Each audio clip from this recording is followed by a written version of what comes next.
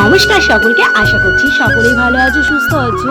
আজ চলে গেছিলাম সকাল সকাল বাবানের স্কুলে। বাবানদের আজ প্রশংসার দিন ছিল, মানে এই একটা বছরে ও কি কি করেছিল না করেছিল সবটাই জানানো হচ্ছিল প্রত্যেকটা স্টুডেন্টদের। কিন্তু একটাই দুঃখ কি জানো তো, এরপর থেকে প্রত্যেকটা স্টুডেন্ট মানে ওর যা বন্ধু হয়েছিল এই একটা বছরে, তাদের সাথে আর মানে এক ক্লাসে থাকা হবে না, কারণ ওর এবার নতুন করে বন্ধুত্ব তৈরি করতে হবে। এটা নিয়ে ও অনেকবার আমায় বলেছে, জানো মা, আগের বন্ধুদের সাথে একদম দেখা হয় না, আমার ভীষণ মন খারাপ করে, আমার স্কুলে যেতে ভালো লাগে না।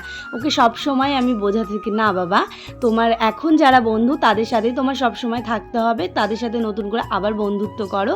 কিন্তু বলছে না, ওরা তো এলকেজি উঠে গেছে, আমি ওদের সাথে এলকেজিতে উঠতে চাই। আমি বলছি, এলকেজির পড়া তো তুমি এখনও শেখোনি, আগে তুমি নার্সারির পড়াটা শিখে যাও, তারপরে তো এইরকম ছোট মানুষ, ওরা তো আমার মতো বড় না বা আমাদের মতো বড় নয় যে ওরা চট করে বন্ধুত্ব করবে। তো এটা নিয়ে মাঝে মাঝে মন খারাপ হয়। ম্যামের সাথেও কথা বলেছি, ওর ম্যামও আমাকে একই কথা জানিয়েছে যে ও স্কুলে গেলে খুব মন খারাপ হয়ে থাকে, আগের মতো আর ছটপট খেলাধুলো করে না, কিন্তু এটা থেকে ওকে একটু বাইরে চলে আসতে হবে। তো যাই হোক, ও কিন্তু এই দিনটা খুব ভালো করে কাটিয়েছে। একটা বছরে কি কি করেছে তার জন্য একটা সার্টিফিকেট পেয়েছে, আর ওদের যে সিনিয়র তারা একটা করে অ্যাওয়ার্ড পেয়েছে, আর ভালো যাদের রেজাল্ট হয়েছে মানে 90%-এর ওপর মার্কস পেয়েছে তারা আরেকটা করে সার্টিফিকেট